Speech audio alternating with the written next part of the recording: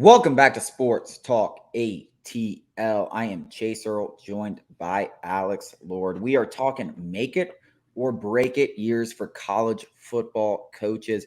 24/7 Sports just came out with a list, and we're going to go through it. Make it or break it programs, talking about coaches. Um, there's some here that I agree with. There's some here that I do not agree with, and we're going to go through it. Let's start with Oklahoma. Will Venables, second season, really disappointing first season. They're coming into the SEC in 2024. Is it a make it or break it year for Will Venables at Oklahoma? Brent Venables. I do not think Is that what I said, Brett? Will Venables, Brent Venables, and No, every single other second-year coach, it can't be a make it or break it. What are we doing? We were talking about this beforehand, and when you know, sometimes. And if the guy's just not the guy, I understand. Rip the Band-Aid off after the second year, fire him. You made a mistake, correct it right now before it lingers on too long. I understand that. That's not the norm, though. That's rarely the case. You got to give these guys time. What are we doing? Second year at the head of the program. And a program like Oklahoma, I get expectations, blue blood. You underachieve in the Big 12. What are you going to do in the SEC? I get all of those points. You got to let these guys have more than 2 years. I mean, I understand, when this guy's not it, but it's just, you got to give them more time than that. That's insane. It can't be a make it or break it for Brent Venables or any second-year coach in college football. Couldn't disagree more. Brent Venables was terrible in year one. You just had Lincoln Riley. You're a blue blood program. I put them up there with LSU. You can go out there and get whoever the hell you want. At this point, you got the boosters, you got the backing. He was terrible in a bad Big 12. 6-6 is unacceptable. And you're coming into 2024. We've talked about this on a previous show.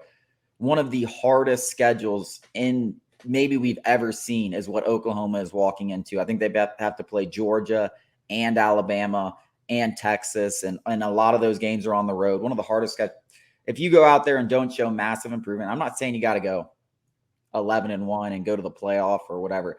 If you don't go 9-3 against it's a very easy schedule. You go look at their schedule this year. It's very easy. If you don't go out there and show significant progress, he's getting fired. I think if it's not at least 8 wins, I think 8 wins is like where it's, if he gets 8, he may or may not get fired. Anything less than 8, he's getting fired, and he should get fired. Yeah, I couldn't disagree more. He should get fired. Let's move on. We got a lot of these guys. Florida, same situation. I've already called that Billy Napier is getting fired in the middle of this season, and it's only his second year. I don't care. He's doing good things on the recruiting trail this year, and I know that doesn't really matter. Yeah. I mean, you're at Florida, you should be able to recruit, and certainly there are some question marks, especially Florida. I mean, what has Florida turned into? They're in the same conversation as Oklahoma. They're not as bluish bloods, but they are, they've got high expectations in Gainesville. They have higher expectations than Florida than Oklahoma. I know they're not as historic of a program, but the recency, they've been a much better program. They're in a hotter bed for recruiting. They've been in the SEC for years. It shouldn't take much to recruit at Florida. As a outsider, I hate Florida. We both hate Florida. I was a Georgia fan. I hated Florida. I was an LSU fan. I hate Florida. Every fan I've been of hates Florida. I hate Florida. But there is an attraction there. That's a sexy uniform. That's a cool school. Like, if I was a recruit, I would be interested in going to Florida.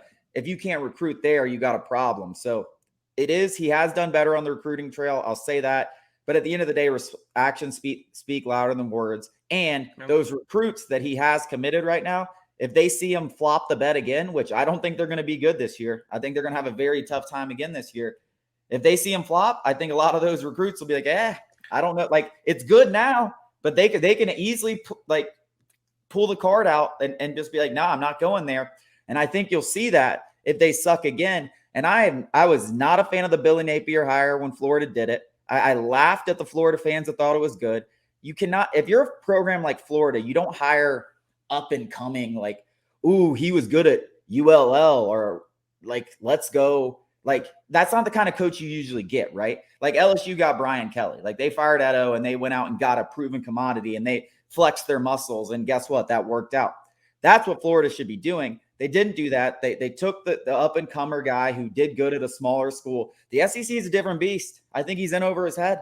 I've never been a fan of this hire. And will they give him? Should they give him? I think Billy. They Napier, have to. I think Billy Napier deserves more time than Will Venables. I'll say that. Brent Venables. Why do you keep saying Will Venables? I don't know why I keep saying Will Venables. I don't care who it is. 2 years getting fired.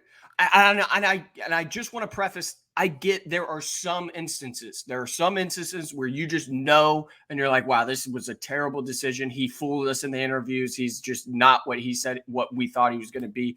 I don't think that applies in either of these situations. Look, they might not be the guy, but you also don't want to earn that reputation, whether you're Florida's AD or Oklahoma's AD, where you just hired Brent. People have been trying to pry Brent Venables out of Clemson for the longest time.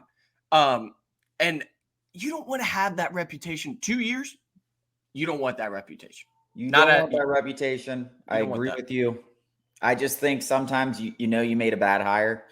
Listen, that could be true. That could be true. That that definitely exists. I don't think it's here. We're going to continue this conversation in another segment. I want to ask you a question here about those two, because I think these are the biggest two of this whole list, because they're just two great programs that really underachieved last year. And they're coming in. Florida's in a very similar situation to Oklahoma, where their 2024 schedule and this new SEC, it's a grind. It's a grind. And if you can't go 7-5, when it's not that, it's not going to get better next year. And if you lose some recruits on the way, it's only going to get worse. And so at one point, you just rip the Band-Aid off. Like, why do I have to see you go 4-8 against the world's toughest schedule next year? Because it's not going to get better in 2024. That's my whole thing. You might as well rip the Band-Aid off a year early and let the next guy come in. Because if you go 4-8 in 2024, which if you look at those schedules for both of those teams, if they don't make severe improvements, they are not going over 500. There is no way. So that is that. I think that's also part of the conversations. One of those guys is getting fired, in my opinion. Who do you think is more likely to get fired? Napier or Venables? Probably Napier. Well, I'll see, go I Venables. think, but so I have both sides of this. So Napier's doing better, in my opinion, in his respective job. I agree. But also, that's what Brent Venables was so highly sought after, and Oklahoma is just, I don't think they're knee-jerk reacky. They're not going to fire. They wouldn't ever fire a coach, no matter how. I mean, they'd have to go winless this year to fire him, in my opinion. Like, I think if they go 500 again, he's still not getting fired. See, I think he gets fired. Like I said, I think 8 is the number. He has to get to 8. Listen, you might be right, and I will bash Oklahoma if they do that. Listen, I don't know if anybody could have followed Lincoln Riley.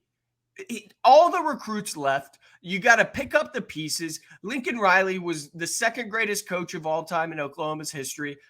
It was going to be impossible to follow him. Imagine following Nick Saban. Listen, I'm not going to compare the two. I'm just meaning like what Nick Saban, in the same conversation to Alabama. That's what Lincoln Riley meant to the Sooners. You got to give him more time. You got to give him more time, man. Yeah. Well, listen, we'll continue this conversation. We'll get into the next teams coming up after the break.